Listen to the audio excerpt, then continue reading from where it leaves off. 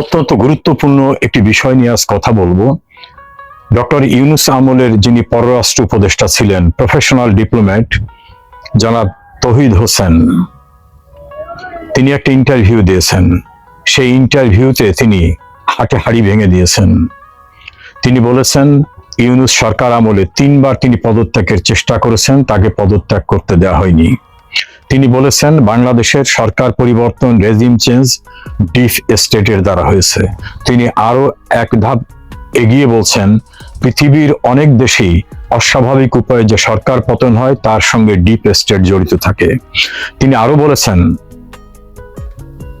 আমেরিকার সঙ্গে যে অসম বাণিজ্য চুক্তি হয়েছে, সেই বাণিজ্য চুক্তির সময় তিনি পররাষ্ট্র মন্ত্রণালয়ের দায়িত্বপ্রাপ্ত হওয়া সত্ত্বেও তাকে কিছু জানানো হয়নি, তিনি কিছু জানেন না। একটা কিচেন ক্যাবিনেট ছিল, সেই কিচেন ক্যাবিনেট এই ডিসিশন নিত। মেইনলি তৎকালীন নিরাপত্তা উপদেষ্টা, এখন যিনি পররাষ্ট্রমন্ত্রী খলিলুর রহমান, এবং তৎকালীন বাণিজ্য উপদেষ্টা শেখ বশির, তারা এটা করেছে। জনাব তৌহিদ হোসেন তার ইন্টারভিউর একটা পার্টি গিয়ে বলছেন আওয়ামী লীগ শেষ হবে না, আওয়ামী লীগ আগামী নির্বাচনে অংশগ্রহণ করবে। তিনি স্পষ্টভাবে বলেছেন তার অ্যাসেসমেন্ট যে আগামী নির্বাচনে আওয়ামী লীগ পার্টিসিপেট করবে। যদিও তিনি বলেন নাই আগামী নির্বাচনটা কবে হবে, মধ্যবর্তী সময় হবে না বর্তমান সরকারের টেনিউর শেষ হয়ে যাওয়ার পরে হবে। তার এই ইন্টারভিউটা অত্যন্ত প্রণিধানযোগ্য। তিনি পরিষ্কারভাবে অবস্থানটা তুলে ধরেছেন। ইউনূস যাকে মাস্টার মাইন্ড হিসাবে ক্লিনটন ফাউন্ডেশনে পরিচয় করিয়ে দিয়েছিলেন, জুলাই সন্ত্রাসের যে অন্যতম প্রধান কুশীলব মাহফুজ আলম, তিনি একটা ভিডিও ক্লিপে দেখলাম বলছেন 24-এর ঘটনায় ছাত্ররা 1%ও দায়ী না। 24-এর ঘটনার পাপের জন্য ছাত্ররা 1%ও দায়ী নয় না, ওল্ড গার্ডরা এটা করেছে। সেই ওল্ড গার্ড কারা সেটা তিনি পরিষ্কার করেননি।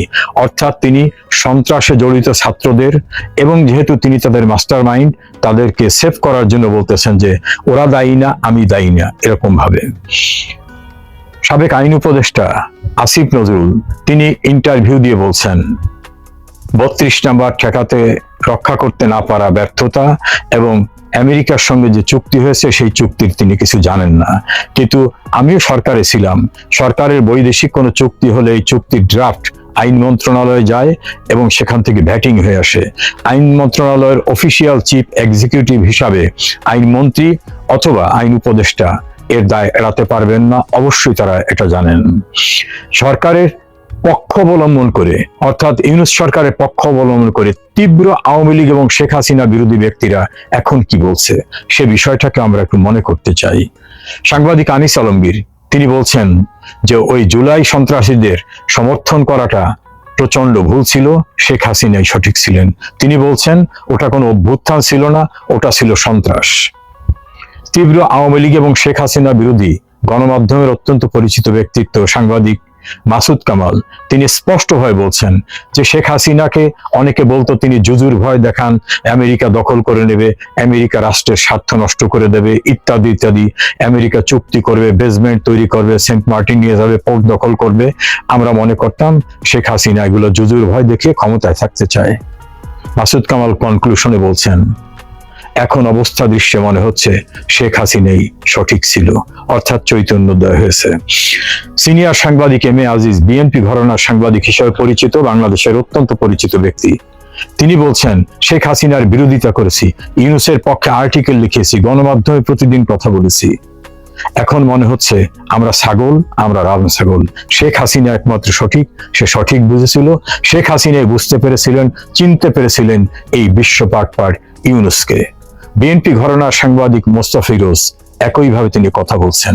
সাংবাদিক মাহবুব কামাল তিনি একইভাবে কথা বলছেন যে মুক্তিযুদ্ধের চেতনা ধ্বংস করাই ছিল, যারা শেখ হাসিনাকে উচ্ছেদ করে ক্ষমতায় আসছে তাদের মেইন টার্গেট ছিল মুক্তিযুদ্ধের চেতনার বাংলাদেশ ধ্বংস করা। সুপ্রিয় দর্শক শ্রোতা, এটাই হচ্ছে তাদের অবস্থান। এই অবস্থানের বাইরে গিয়ে তাদের কিছু বলার নেই। যারা সন্ত্রাস করেছিল তারা স্বীকারোক্তি দিয়ে বলছে যে আমরা পুলিশ হত্যা করেছি, মেট্রো রেল আঘাত করেছি, আমরা এলিভেটেড এক্সপ্রেসে আঘাত করেছি, আমরা টেলিভিশন সেন্টার আঘাত করেছি, আমরা প্রতিটি পুলিশ স্টেশন পুড়িয়ে দিয়েছি, গুড়িয়ে দিয়েছি, মানুষ হত্যা করেছি। তারা এ কথাও বলছেন আমরা সংবিধান লঙ্ঘন করে রাষ্ট্রদ্রোহিতার কাজ করে এগুলো করেছি। পরিত্রাণের জন্য কেউ ইনডেমনিটি নিয়েছেন, কেউ বলেন আমরা জড়িত ছিলাম না, কেউ বলেন আমাদের অতীতে ভুল হয়ে গেছে, কেউ বলেন শেখ হাসিনা সঠিক ছিল বুঝতে পারিনি।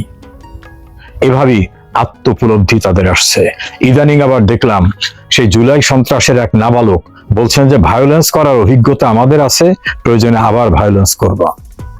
আরে বেটা, ভায়োলেন্স করার জন্য বিশ্বখ্যাত ভায়োলেন্স করা ব্যক্তিরা ফিল্ড মার্শাল মোহাম্মদ আইয়ুব খান, আগা মোহাম্মদ ইয়াহিয়া খান, জেনারেল টিক্কা খান, তাদের সশস্ত্র বাহিনী সহ ভায়োলেন্স করে দেশের নিরস্ত্র বাঙালির কাছে টিকতে পারে নাই। বঙ্গবন্ধু এবং আওয়ামী লীগের নেতৃত্বে নাকে খত দিয়ে সারেন্ডার করে যেতে হয়েছে। তোরা কিসের ভায়োলেন্স করবি? তোরা প্রায়শ্চিত্ত করার জন্য প্রস্তুতি নে। শেখ হাসিনা দেশে ফিরবে এবং তিনি কোনো প্রতিহিংসা পরায়ণ মানুষ না, কিন্তু সংবিধান লঙ্ঘন করা, অপরাধ করা, খুন করা, নাশকতা করা, রাষ্ট্রীয় সম্পদ ধ্বংস করা, গণতান্ত্রিক প্রক্রিয়াকে ধ্বংস করা, এ জাতীয় যে ফৌজদারি অপরাধ হয়েছে, সে অপরাধের তো বিচার অবশ্যই হতে হবে। ভায়োলেন্সের ভয় কেউ দেখাবেন না। জিয়াউর রহমানও বঙ্গবন্ধু কন্যাকে দেশে আসতে দেননি, ঠেকাতে পারেননি।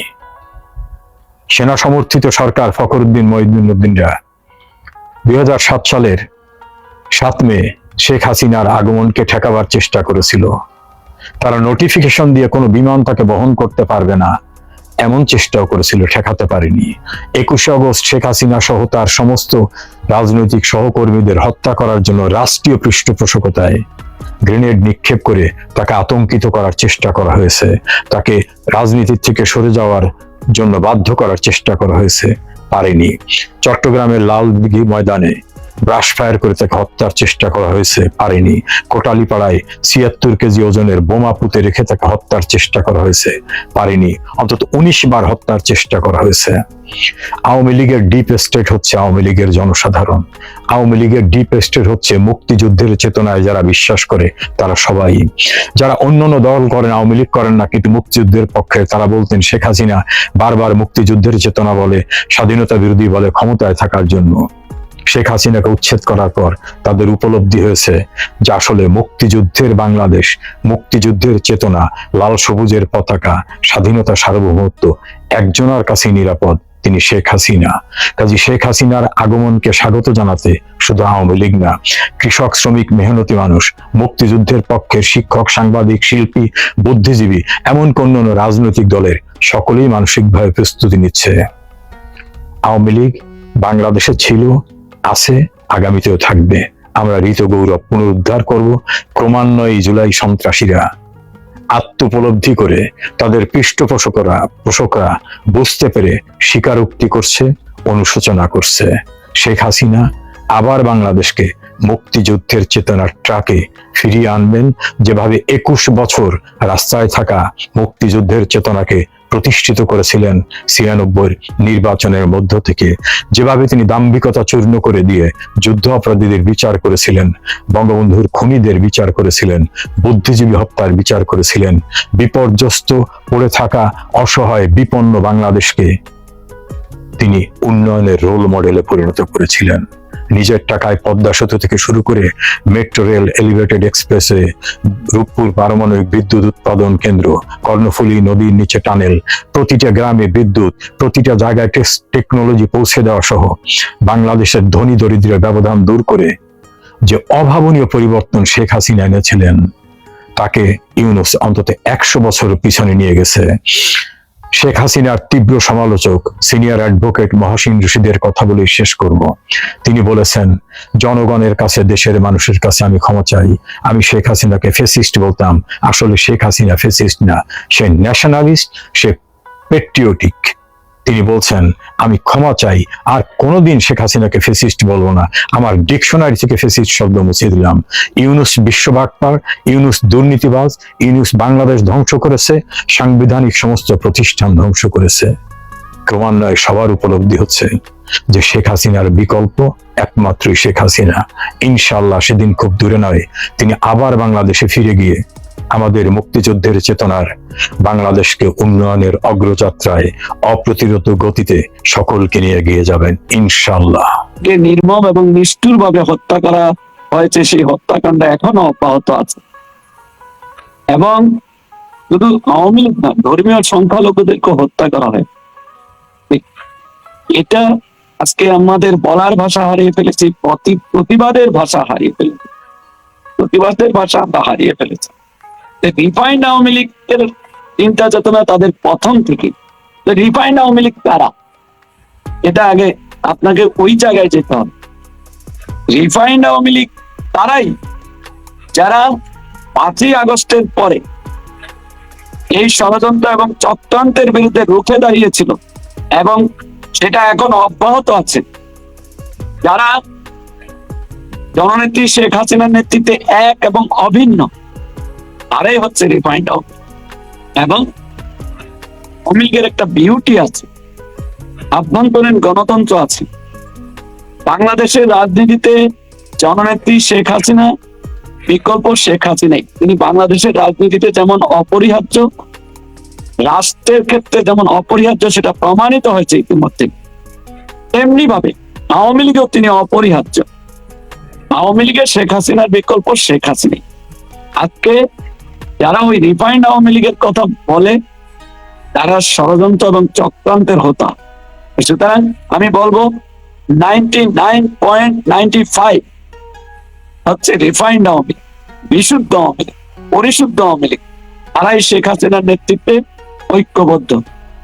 0.5 যারা এই দলকে বিভিন্ন সময় কলুষিত করেছে, যারা কলঙ্কিত করেছে, ওই 0.5 হলো তারা হলো দূষিত আওয়ামী লীগ। সুতরাং এই আজকে যারা এই ধরনের ষড়যন্ত্র এবং চক্রান্ত করেছিল, তারা কিন্তু হালে পানি পায় না এবং সেটা পাবেও না। এবং সর্বত্র টেকনাফ থেকে তেতুলিয়া, রূপসা থেকে পাথরিয়া, সবাই জননেত্রী শেখ হাসিনার নেতৃত্বে এক এবং অভিন্ন।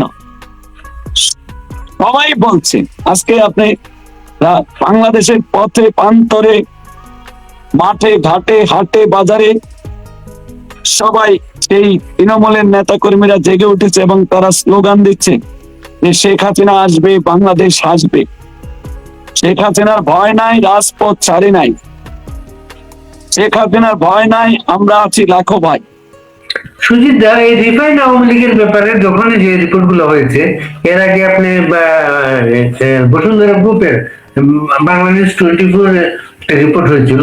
সেই রিপোর্টে ইউরোপে আছেন কোন একজন নেতা, কলকাতায় আছেন কোন একজন নেতা, এভাবে উদ্ধৃত করে নাম উল্লেখ করা হয়নি।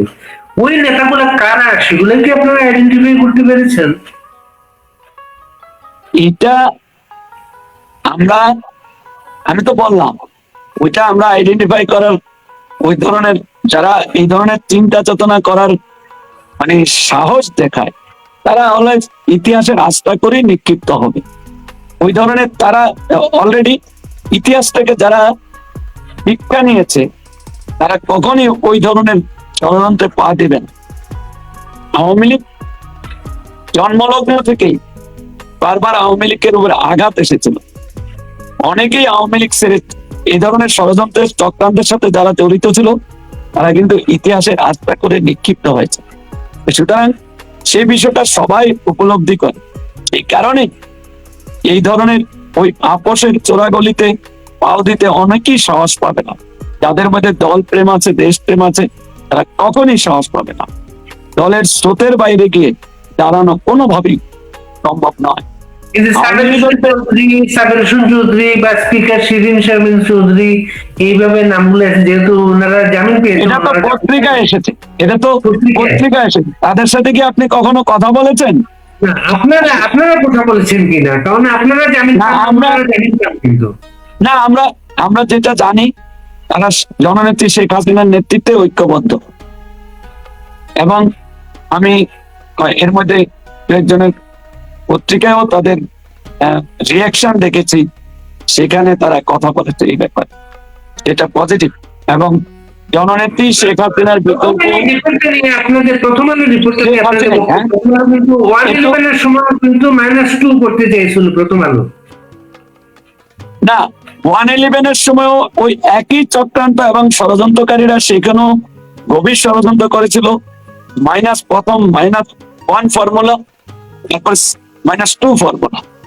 -1 ফর্মুলা যখন করেছিল, সেই আলোকেই জননেত্রী শেখ হাসিনাকে গ্রেফতার করা হয় এবং দীর্ঘদিন তিনি কারাবরণ করেন।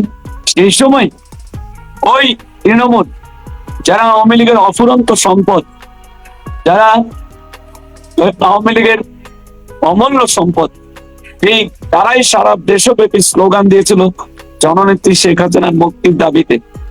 এবং আপনার নিশ্চয়ই মনে আছে, আপনি তখন একজন প্রথিতযশা সাংবাদিক এবং আপনার কণ্ঠ সবসময় সোচ্চার ছিল।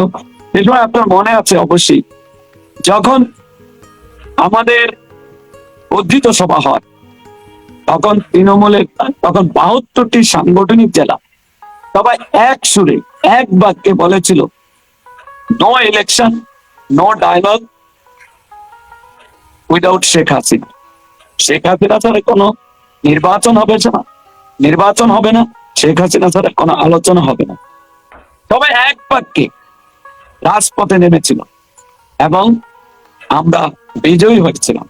এবং অনেকে সেখানে দলের, আমি বলবো না আজকে, আমি সেই দিকে যেতে চাই না, তারপর বলতে চাই, যারা সেই দিন চুপ ছিল বা এই প্রক্রিয়ার বিরুদ্ধে ছিল, এটা কিন্তু পরবর্তীতে তাদেরকে সেই খেসারত দিতে হয়েছে।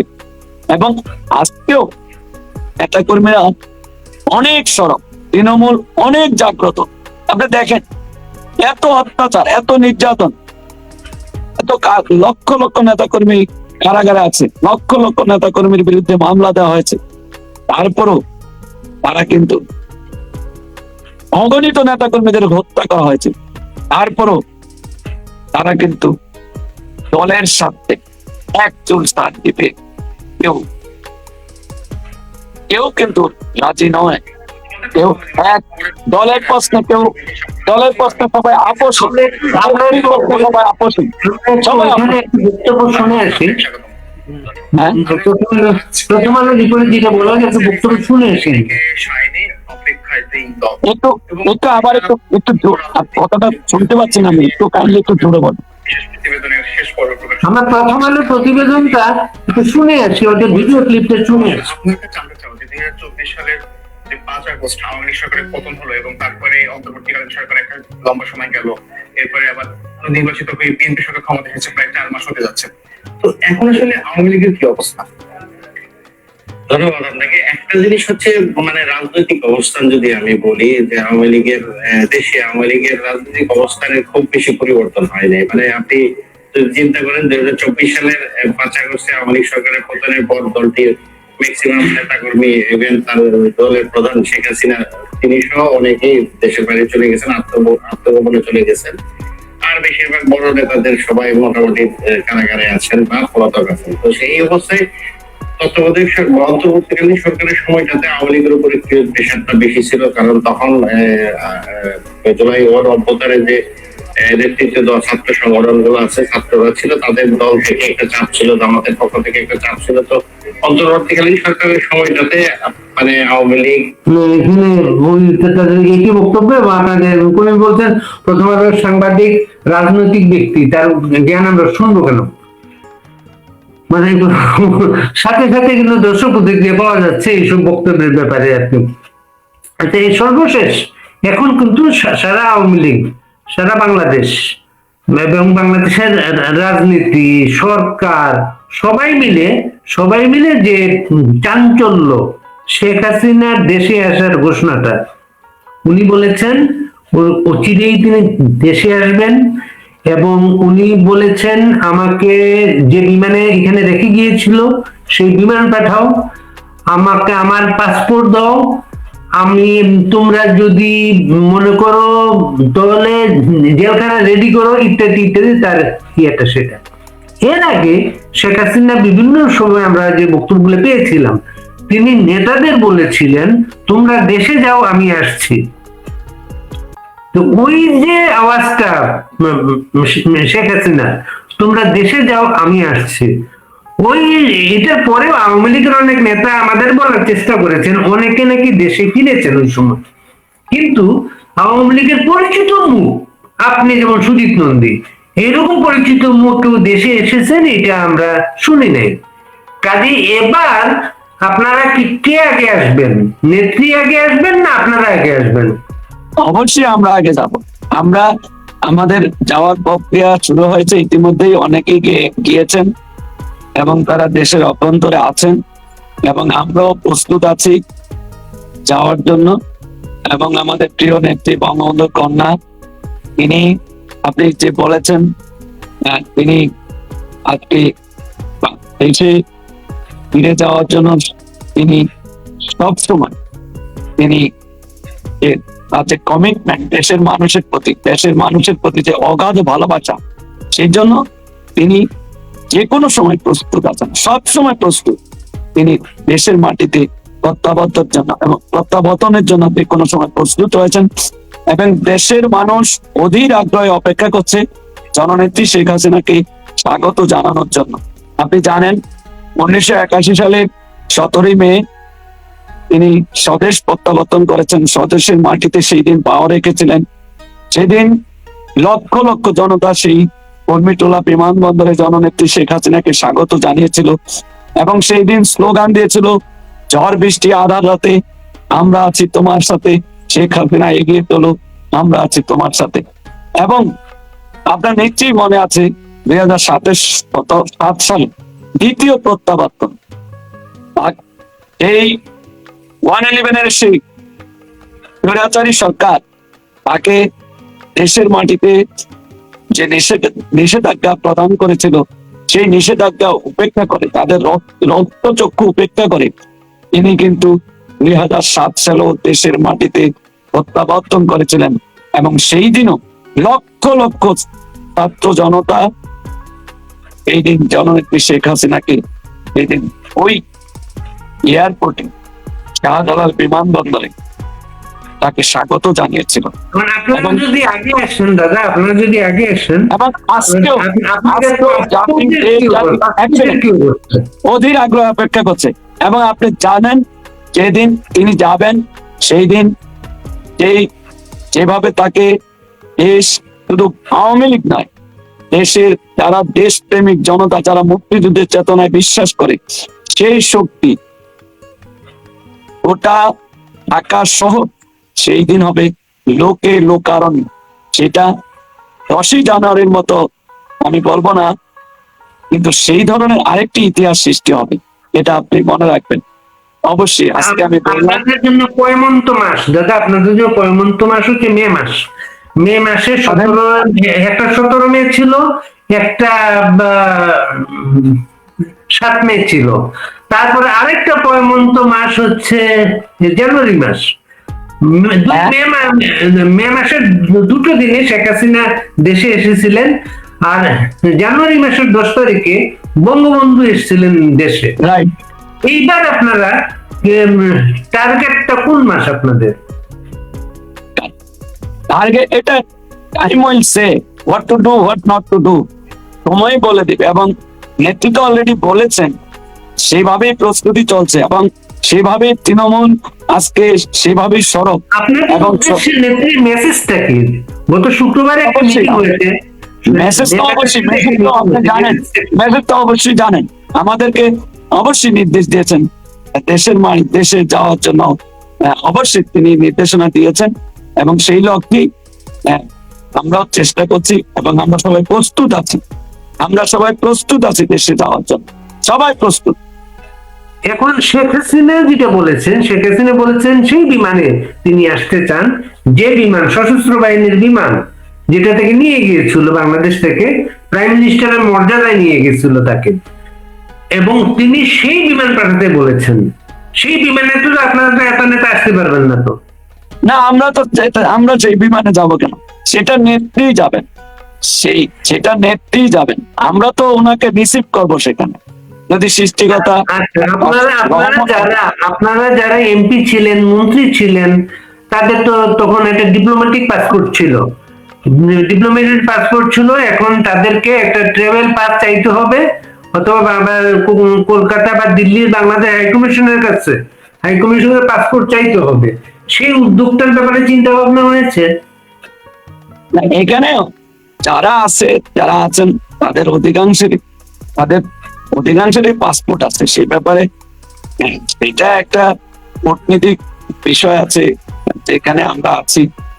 অবশ্যই ইতিপূর্বে ৭১ আপনি এই ধরনের যে যারা শরণার্থী হিসাবে এসেছিল বা আশ্রয় নিয়েছিল, তারাও দেশের মাটিতে গৌরবে ফিরে গেছেন। এবং শরণার্থীরা ট্রেনে করে, ৭১ শরণার্থীরা ট্রেনে করে এসেছিল তখন, এবং তখন তার পাসপোর্টের বিষয়টা ছিল না তখন। না, তখন পাসপোর্টের বিষয় ছিল না ঠিকই, ছিল না তো। কিন্তু ৭৫ 15ই আগস্টের পরেও অনেকেই এখানে ঠিক একটা প্রেক্ষাপটটা একই। ৭৫ 15ই আগস্ট, 5ই আগস্ট, এগুলো একই সূত্রে গাথা এবং প্রেক্ষাপট একই প্রেক্ষাপট। কেন আজকে এটা তো আপনি ভালো করে জানেন কেন আসতে বাধ্য হয়েছে। আজকে এই জন্য অনেকেই এসেছেন, অনেকেই আত্মগোপনে আছেন, অধিকাংশে আছেন। কেন আজকে তারা সেই 5ই আগস্টের পর থেকে যে মব জাস্টিস, যে মব কিলিং, সেটা এখনো অব্যাহত আছে। এবং যেভাবে অত্যাচার, নির্যাতন, যেভাবে অগ্নিসন্ত্রাস, এটা এখনো অব্যাহত আছে। এই কারণে এটা একটা এখন সময়ের ব্যাপার। আপনার অবশ্যই ওয়েট এন্ড সি। সুতরাং একটা আমরা আশা করি- মিডিয়াতে এসেছে যে শেখ হাসিনার জন্য ট্রাভেল পাস আবেদন করা হয়েছে, এটা কি হ্যাঁ, সত্য? হ্যাঁ, শেখ হাসিনার ট্রাভেল পাসের জন্য আবেদন করা হয়েছে, এমন একটা মিডিয়া নিউজ, এটা কি এইগুলো এই ব্যাপারে আমি কোনো মন্তব্য করতে চাই না। মিডিয়াতে অনেক কিছুই আসে। তবে আপনি মনে রাখবেন, আজকে আমি একজন ক্ষুদ্র কর্মী হিসাবে বলে গেলাম, জননেত্রী শেখ হাসিনা বীরের বেশি দেশের মাটিতে ফিরবেন এবং এটা অবশ্যই সেটা সময়ের ব্যাপার। আমাদেরকে অবশ্যই জাতি অধীর আগ্রহে অপেক্ষা করছে। এবং আজকে দেশের যে করুণ পরিণতি, দেশের যে চরম ক্রান্তি লগ্ন, দেশবাসী আজকে অনুভব করছে, গভীরভাবে অনুভব করছে যে এই বাংলাদেশে শেখ হাসিনার বিকল্প শেখ হাসিনাই, এবং এই বাংলাদেশের রাজনীতিতে শেখ হাসিনা অপরিহার্য এবং রাষ্ট্র পরিচালনায় তিনি হচ্ছেন অপরিহার্য। সেই কারণেই আজকে জাতি গভীর আগ্রহে অপেক্ষা করছে তার স্বদেশ প্রত্যাবর্তনের জন্য, তৃতীয় স্বদেশ প্রত্যাবর্তনের জন্য গভীরভাবে পর্যবেক্ষণ করছেন এবং অপেক্ষা করছেন। কিন্তু আপনারা কি মনে করেন শেখ হাসিনার জন্য এই সময়টা নিরাপদ? সেই ধরনের পরিবেশ তো অবশ্যই সৃষ্টি হবে। জনতা অনেক কিছু, আপনি চট্টগ্রামে বীর চট্টলা, বীর সন্তান ইঞ্জিনিয়ার মোশাররফ হোসেনের যে জানাজা শেষে আপনি দেখেছেন যে জনতার যে স্রোত, মিছিলের যে স্রোত, সেখান থেকেই বুঝতে হবে বিষয়টা।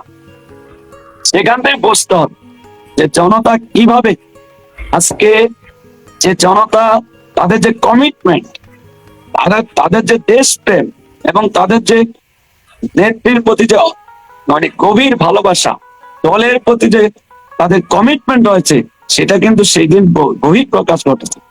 এবং দেশের প্রত্যন্ত অঞ্চলও যেটা প্রতিনিয়ত হচ্ছে, সেই পরিবেশটা জনগণই সেই ধরনের পরিবেশ সৃষ্টি করে।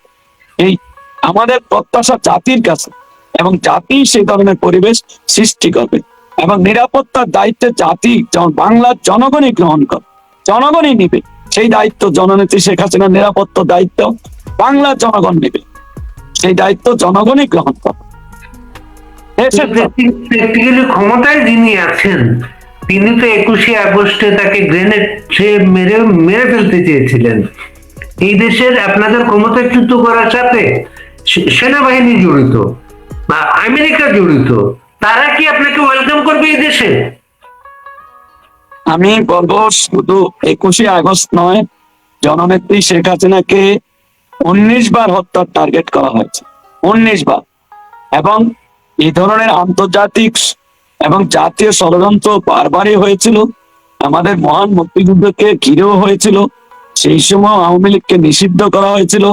সেই সময় আপনি জানেন দেশ আমরা যাতে কোনোদিনই স্বাধীন হতে না পারি সেই ধরনের বহু ষড়যন্ত্র হয়েছে জাতীয় এবং আন্তর্জাতিক ভাবে। এবং সেই দিন যারা সেই পরাজিত হয়েছিল আজও কিন্তু তাদের সেই প্রেস্টিজিয়াস ম্যাটার বিষয়টি আজও তাদের কাছে সেটা খুবই গুরুত্বপূর্ণ। সে কারণেই বারবার এই ধরনের আঘাত হচ্ছে বাঙালি জাতির উপরে, আমাদের স্বাধীনতাকে ক্ষুণ্ণ করার জন্য, সার্বভৌমত্বকে ক্ষুণ্ণ করার জন্য এই ধরনের আঘাত বারবারই আসছে। কিন্তু জনগণ সেটার বিরুদ্ধে রুখে দাঁড়াচ্ছে এবং সেটার নেতা হচ্ছেন, সেই দেশ প্রেমিক নেতা হচ্ছেন, জনগণের নেতা হচ্ছেন শেখ হাসিনা। সুতরাং এই ধরনের হুমকি এবং হত্যার হুমকি বহুবার এসেছে, যেটাকে তিনি কখনোই পরোয়া করেন নাই। সৃষ্টিকর্তা তাকে বাঁচিয়ে রেখেছেন এবং আশা এবং আমরা পরম করুণাময়ের কাছে প্রার্থনা করি, সবাই সবাই আমরা দোয়া করি, ওনার জন্য প্রার্থনা করি তিনি দীর্ঘায়ু এবং সুস্বাস্থ্যের অধিকারী হবেন। এই জন্য এবার 17ই মে সারা বাংলাদেশে মানে অসংখ্য নেতা কর্মী এবং সাধারণ মানুষ বিভিন্ন মসজিদ এবং মন্দিরে যে আমরা যে বিরল দৃষ্টান্ত দেখেছি সেখানে তার জন্য সবাই দোয়া এবং প্রার্থনা করেছেন, তার দীর্ঘায়ু এবং সুস্বাস্থ্য কামনা করে এবং দেশের মাটিতে তিনি যাতে নিরাপদে পদার্পণ করতে পারেন সেই জন্য সবাই তার জন্য প্রার্থনা করেছেন, দোয়া করেছেন।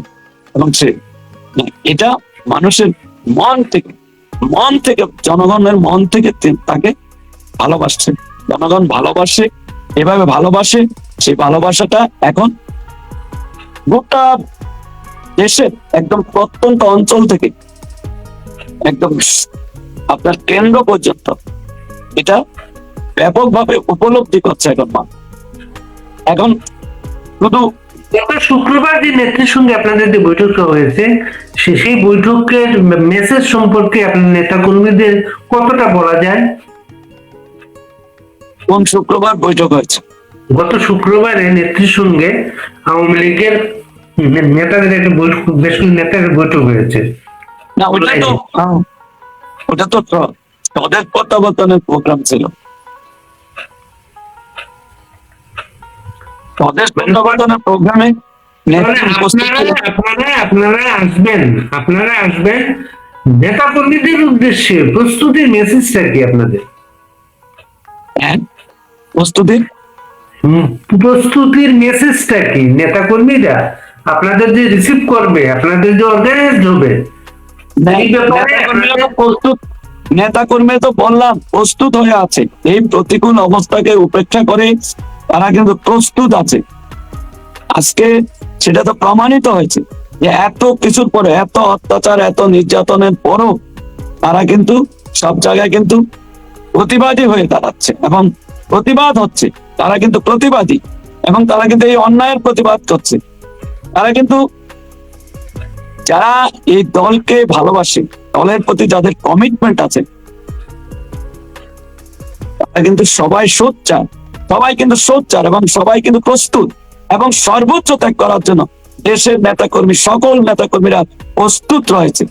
সে প্রস্তুতি হচ্ছে দেশের সাথে, দলের সাথে এবং নেত্রীকে দেশের মাটিতে ফিরিয়ে নেওয়ার জন্য, সর্বোচ্চ ত্যাগ করার জন্য আমাদের নেতাকর্মীরা প্রস্তুত রয়েছে।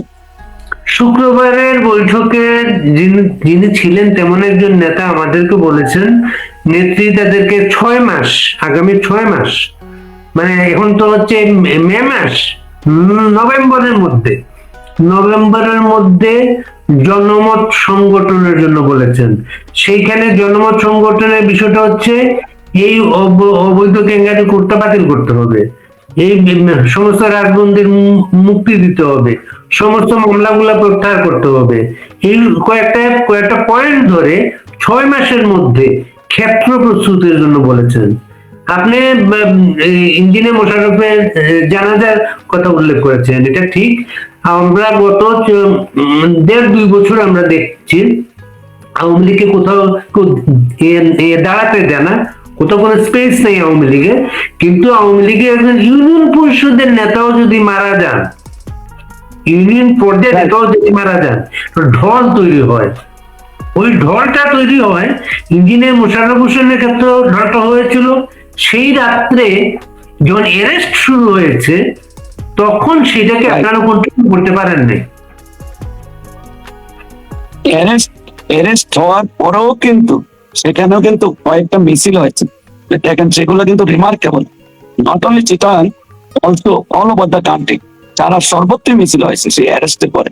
আপনি দেখেন এই যে গত শুক্রবার দিন জুমার নামাজের পরে মিছিলের প্রস্তুতি নিয়েছিল, সেখানেও কিন্তু অনেককে অ্যারেস্ট করা হয়েছে। তো গতকাল শনিবার রবিবারও কিন্তু মিছিল হচ্ছে এবং মিছিল অব্যাহত আছে। একজন লিখেছেন, একজন মোহাম্মদ ফরহাদ হোসেন তার নাম, আপা পরে আসুক, শুধু আমাদের সিনিয়র নেতারা আগে আসুক, তারা আসলেই পুরো ঢাকা আওয়ামী লীগের কর্মীরা দখলে নেবে। হ্যাঁ, সে ঠিকই বলেছে। আমরা তো আসার জন্য সবাই তো সিনিয়র নেতারা তো সবাই প্রস্তুত, সবসময় তো সদা সর্বদা তো তারা তাদের কাজগুলো করে যাচ্ছে। ঠিক যে দায়িত্ব আছে সেখানে আপনি জানেন, দেশে এবং দেশের বাইরে যারা আছে সবাই কিন্তু আত্মগোপনেই আছে এবং কৌশলগত কারণে অনেকেই অবস্থানের পরিবর্তন করেছেন। সেটা যে কারণে কেউ কিন্তু যে যেখানেই আছেন সবাই কিন্তু সরব, তারা কিন্তু কেউ বসে নাই, যার যার অবস্থান থেকে তিনি কাজ করে যাচ্ছেন। তিনি দলকে সংগঠিত করার জন্য নিজেকে মানে সবসময় নিয়োজিত রাখছেন, ভাবে সবাই কাজ করে যাচ্ছেন নেতৃত্বের নির্দেশে। মানে আপনারা তো খুব বড় সংখ্যক নেতা তো বাইরে নেই, কিন্তু দেশের ভিতরেই আছেন বড় সংখ্যক নেতা কর্মীরা, এবং অনেক সিনিয়র নেতা আছেন জেলে আছেন। সিনিয়র নেতা জেলে আছেন, তারা জামিন পাচ্ছেন না, তাদের জামিন দেওয়ার কোনো প্রবণতাও সরকারের মধ্যে নাই। কিন্তু যে সংখ্যক নেতারা বাইরে আছেন, কর্মীরা কিন্তু বারবার টার্গেট করে তাদেরকেই টার্গেট করছে যে আপনারা আসেন, আপনারা আসেন। হ্যাঁ বলছে তো, আর সেটা তো বলছে, কিন্তু কিন্তু দেখেন কেন আজকে এই পরিস্থিতি কেন, সেটা আমি বললাম। এই ধরনের পরিস্থিতি দেশে যেই চরম ক্রান্তি লগ্ন এবং যে ধরনের তন্ত্র চলছে, মব তন্ত্র, যেটা মব জাস্টিস, মব কিলিং এবং অগ্নিসন্ত্রাস, এবং এভাবে কারাগারের অভ্যন্তরে যেভাবে পৃথিবীর সবচেয়ে নিরাপদ স্থান হচ্ছে কারাগার, এই কারাগারের অভ্যন্তরও কিন্তু অযত্ন, অবহেলা এবং বিনা চিকিৎসার কারণে অগণিত নেতা কর্মীদেরকে জীবন দিতে হয়েছে। সেখানেও কিন্তু তারা মেটিকুলাস ডিজাইন অনুযায়ী সেটাকে সফল করছে, যেটা তাদের হচ্ছে আওয়ামী লীগকে নিধন করা। সেখানে আজকে আপনি দেখেন দেশের কি পরিস্থিতি, দেখেন দেশ কোথায় যাচ্ছে সেদিকে তাদের নজর নেই। আজকে হামে আক্রান্ত হয়ে অগণিত শিশু জীবন দিচ্ছে, অগণিত শিশু মৃত্যুবরণ করছে। আজকে তাদের স্বজনদের আহাজারিতে আজকে বাংলার আকাশ বাতাসও ভারী হয়ে উঠেছে, আজকে প্রকৃতিও ধরে কাঁপছে, তাদের সেই দিকে নজর নেই।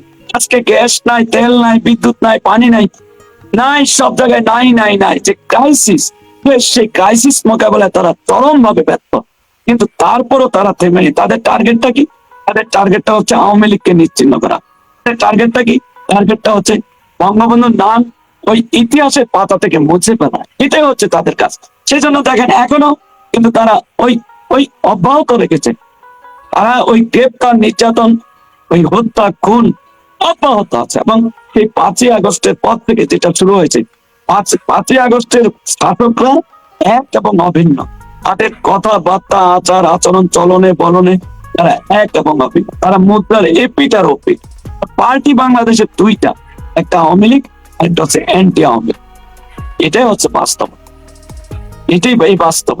আমরা যারা আপনাদের অনুষ্ঠানগুলোতে আনি, আপনাদের নিয়ে অনুষ্ঠানগুলো করি, আমরা অবাক হয়ে একটা জিনিস লক্ষ্য করি, যেটা বিএনপি জামাতের ক্ষেত্রে আমরা দেখি না, যে আপনাদের নেতা কর্মীদের অনেকে আপনাদের প্রতি অনাস্থা, আপনাদের প্রতি অনেক বিরূপ মন্তব্য করেন। তারা এখানে আজকে অনেক বিরূপ মন্তব্য করছেন।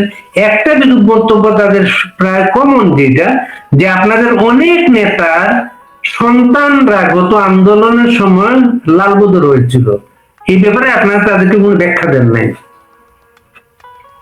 এইটা আমি বলি, এখানে যে সকল সন্তানরা এই ধরনের কাজে লিপ্ত ছিল, এটা অনেকেই না বুঝে এটা করেছে এবং সেটার জন্য তারা ক্ষমাও চেয়েছে। নট অনলি সন্তান, সেখানে আজকে অগণিত ছাত্রছাত্রী এবং তরুণ সমাজ, তাদেরকে বিভ্রান্ত করা হয়েছিল, তাদেরকে গুজব ছড়িয়ে বিপদগামী করা হয়েছিল, তারাও কিন্তু ভুল স্বীকার করেছে এবং নেত্রীর কাছে ক্ষমা চেয়েছে। শুধু তাই নয়, যারা এই অনেক সুশীল সমাজ, অনেক সাংবাদিক, শিক্ষক, তারাও কিন্তু সেই দিন অনেকে কিন্তু সেই সেই জুলাই আগস্টের আন্দোলনকে সমর্থন জানিয়েছিল এবং তারা কিন্তু বলেছে, এখন তারা বলছে, তারা যখন এই পরিস্থিতি, দেশের এই করুণ পরিস্থিতি এবং দেশকে এভাবে পঙ্গু করে দেওয়া হয়েছে, তারা যখন সত্য কথা বলা শুরু করেছে, তাদেরও কিন্তু নির্যাতনের শিকার হতে হচ্ছে। এবং প্রখ্যাত সাংবাদিক আনিস আলমগীরের উদ্ধৃতি দিয়ে আমি বলতে চাই, তিনি কিন্তু বলেছিলেন যে এই জুলাই আগস্টের আন্দোলনকে সমর্থন করে আমরা ভুল করেছিলাম এবং জননেত্রী শেখ হাসিনাই সঠিক ছিল। শুধু আনিস আলমগীর নয়, আনিস আলমগীরের মতো অনেক দেশপ্রেমিক সাংবাদিক এবং শিক্ষক এবং দেশপ্রেমিক মুক্তিযোদ্ধা যারা সত্য কথা বলেছে, ন্যায়ের কথা বলেছে, তারা কিন্তু তাদেরকে কিন্তু নির্যাতনের শিকার হতে হচ্ছে, তাদেরকে কিন্তু গ্রেপ্তার করা হয়েছে, তাদেরকে কিন্তু নির্যাতন করা হচ্ছে। আজকে সেটাও এখনো অব্যাহত আছে। এটা হলো বাস্তবতা। আপনি আনিস আলমগীরের যে উদ্ধৃতি দিলেন, আনিস আলমগীর তো রেকর্ডের একটা বক্তব্য আছে, কিন্তু আপনাদের যাদের সন্তানরা এ ছিল, তারা কি নেতা কর্মীদের কাছে এই ব্যাপারে স্পষ্ট কোনো রেকর্ডের বক্তব্য দিয়েছেন যে আমাদের সন্তানরা এটা ভুল করেছিল, আমরা আমরা ওরা এখন অনুতপ্ত, এইভাবে নেতা কর্মীদের কোন মেসেজ দেওয়ার চেষ্টা করেছেন কখনো? এটা অনেকের সন্তানরাই এই ধরনের বিপদগামী হয়েছিল। পরবর্তীতে অনেকেই কিন্তু আমি বলেছি যে তারা ক্ষমা চেয়েছে এবং ভুল স্বীকার করেছে। নেত্রীর কাছে শুধু নেতা কর্মীদের সন্তান নয়, অগণিত ছাত্র জনতা এবং তরুণ সমাজ, আমি বলছি যে তারা বারবারই নেত্রীর কাছে বিভিন্নভাবে কথা বলে, তারা ভার্চুয়ালি মিটিং করে, ভার্চুয়ালি সভা করে, সেখানে ক্ষমা চেয়েছে যে আমরা ভুল করেছিলাম, আমাদেরকে বিপদগামী করা হয়েছে এবং সেই তাদেরকে ভিন্ন পথে পরিচালিত করা হয়েছিল। যেমন এখানে একজন লিখেছেন, তার নাম সুনয়না আহমেদ, তিনি লিখেছেন দাদার ছেলে সুজয় শুধু পিকেটিং করে নেই, ভায়োলেন্সে জড়িত ছিল, ভুল স্বীকার করার মাঝে ক্ষমাপ্রাপ্য হয় না, ছেলের অপকর্মের দায় উনাকে নিতে হবে।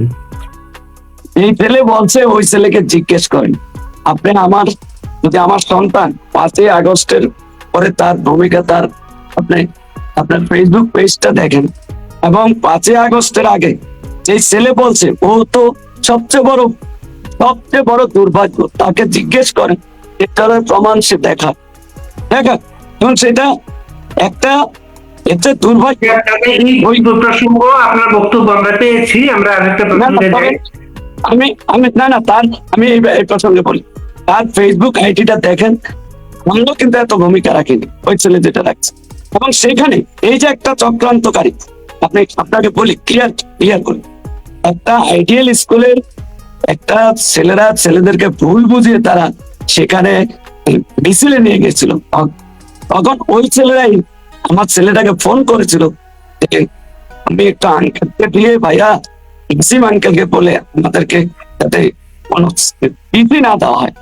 তখন ওই স্কুলের একটা ছেলে একটা দিয়েছিল, একটা পোস্ট করেছিল, সেখানে ওই ছেলে এটা শেয়ার করেছিল। তখন তার মাকে দেখিয়েছিল, মা বলে যে এটা ডিলিট করে দাও।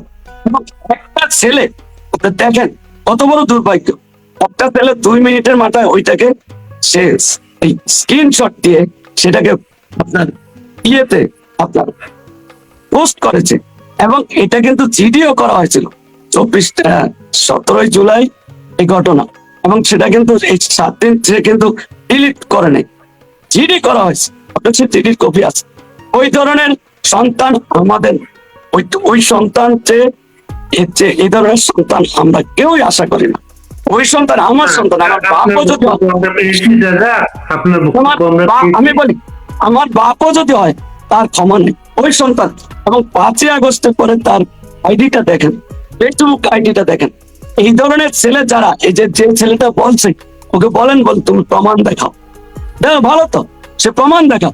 ওই ছেলে আমাদের বাড়িতে আর কোনোদিন, আমার সন্তান কোনোদিন ওই বাড়িতে ঢুকবে না। দেখা একটা প্রমাণ দেখা।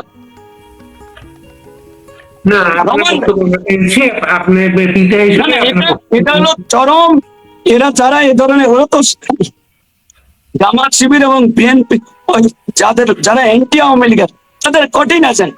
তাইলে একটা ছেলে যদি কোনো অপরাধ করে, যদি ভুল করে, তখন তো সে তার গার্ডিয়ানকে জানাবে না? বলেন, আগে তো গার্ডিয়ানকে জানাবে যে আপনার ছেলে ভুল করছে। তখন যদি গার্ডিয়ান এ ব্যাপারে কর্ণপাত না করে, দলকে জানাবে। দল যদি ব্যবস্থা না নেয়, তখন সে ফেসবুকে যাবে, মিডিয়াতে, সোশ্যাল মিডিয়াতে যাবে। তো দেখেন, এর সাথে আমার সন্তানের বিন্দু মাত্র কোনো কোনো সম্পৃক্ততা আছে কিনা। সম্পৃক্ততা থাকলে আমার সন্তানের কঠিন পানিশমেন্ট হবে, এবং আমারও কঠিন পানিশমেন্টের মাথা পেতে নিব। কঠিন পানিশমেন্ট আমি মাথা পেতে নিব। এই ধরনের নোংরামি এবং নেতাজনক কথা যারা বলে, ওরা হচ্ছে এই দলের শত্রু, দেশের শত্রু, এবং ওরা হচ্ছে দেশের শত্রু, দলের শত্রু, এবং ওই অ্যান্টি আওয়ামী লীগের সোল এজেন্ট। তারা সোল এজেন্ট। আমি তো বললাম এটা আপনার উনি একটা বক্তব্য এসেছে, উনি ঠিক সঠিক বলেছেন।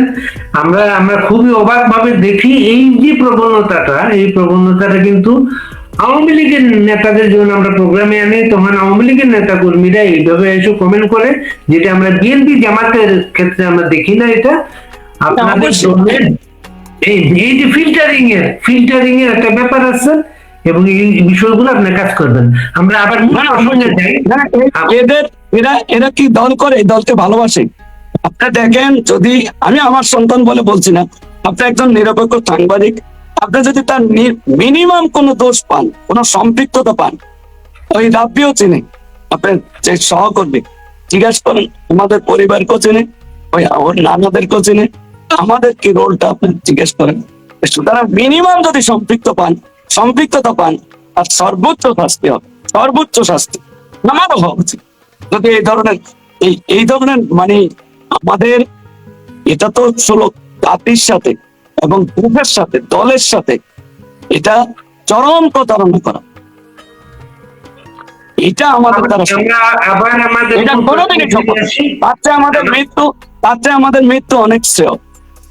আমরা মূল প্রসঙ্গে চলে আসি। আপনাদের নেতা কর্মীরা অনেক এবার যেটা দেখিয়েছে, আওয়ামী লীগ কিভাবে ঘুরে দাঁড়াতে পারে, নতুন একটা আওয়ামী লীগ। এটা গ্রাসরুটে যারা এত কিছুর পরেও যারা এই গ্রেফতার হচ্ছে, নানা টর্চারের শিকার, একটা ছেলে অ্যারেস্ট হচ্ছে, ফ্যামিলি জামিনের ব্যবস্থা করছে, পিডব্লিউ মামলায় তাকে আবার অ্যারেস্ট করা হচ্ছে, এই সমস্ত কিছু সত্য আপনারা আপনাদের একটা নতুন একটা জেনারেশন তৈরি হয়ে গেছে সারা বাংলাদেশে। তারা কিন্তু এই ঘোষণার পরে, শেখ হাসিনা ফিরে আসছেন, এই ঘোষণার পরে ব্যাপকভাবে আলোড়িত কিন্তু তারা, এই জেনারেশনটা কিন্তু। তাদের উদ্দেশ্যে কিছু বলেন। কোনটা আবার একটু রিপিট করুন। এই যে আপনাদের যে সারা দেশে যে গ্রাসরুটের তৃণমূলে খুব নতুন একটা জেনারেশন আমরা লক্ষ্য করি। এরা আগে 5ই আগস্টের আগে এরকম সক্রিয় রাজনীতি করতো না, এমন একটা চমৎকার একটা গ্রুপ গড়ে উঠছে সারা বাংলাদেশ। তারা মিছিল করছে, নানা প্রোগ্রাম করছে, তারা এই শেখ হাসিনা ফিরে আসছেন এই আওয়াজের পরে আরো বেশি আন্দোলিত। এই জেনারেশনটাকে কিভাবে আপনারা কাজে লাগাবেন, সেটা নিয়ে আপনার চিন্তা ভাবনাটা বলেন। হ্যাঁ, অবশ্যই এই জেনারেশন তো জেগে উঠেছে। আমি তো বললাম জেনারেশনটা জেগে উঠেছে, যেমন এটাকে কোনোভাবেই থামিয়ে রাখা যাচ্ছে না। আমি তো বললাম আমার ছেলের উদাহরণ দিয়ে বলছি, সে যে ধরনের পোস্ট করেছে, এ ধরনের অ্যাক্টিভিটি করছে, আমরা কিন্তু তাকে পরিবারের পক্ষ থেকে এখনো কিন্তু স্তব্ধ করতে পারি না। এটা লেখাপড়ার সাথে আমরা বলেছি, কিন্তু এরকম অগণিত লক্ষ লক্ষ এই জেনারেশন জেগে উঠেছে এবং তারা এই দেশকে ভালোবাসে, মুক্তিযুদ্ধের চেতনাকে ধারণ করে, লালন করে। এটা হচ্ছে এই জেনারেশনটাকে আরো আপডেট করতে হবে এবং তাদেরকে এগিয়ে দিতে হবে, আমাদেরকে এগিয়ে দেওয়ার জন্য সবাই প্রস্তুত থাকতে হবে নতুন প্রজন্মকে, এবং তারা সবাই সক্রিয়। এবং এই যে দেখেন গত কয়েকদিন আগে, গত আজকেই আসছে, এটা সোশ্যাল মিডিয়াতে আসছে, গত 3-4 দিন আগে একটা মিছিল হয়েছে শরীয়তপুরের জাদিরায়, সেখান থেকে এসএসসি পরীক্ষার্থী কয়েকজনকে অ্যারেস্ট করা হয়েছে। তো ওরা এই যে স্বেচ্ছায় আসছে এবং বিভিন্ন জায়গায় কিন্তু এই জেনারেশন কিন্তু স্লোগান দিচ্ছে, এবং ওই পরীক্ষার হল থেকে বেরিয়ে স্লোগান দিচ্ছে জয় বাংলা, জয় বাংলা স্লোগান দিচ্ছে। এইটাকে তারা ধারণ করছে, লালন করছে, দেশটাকে হৃদয় দিয়ে ভালোবাসছে, এবং বঙ্গবন্ধুকে তারা যে তাদের মধ্যে যে চেতনা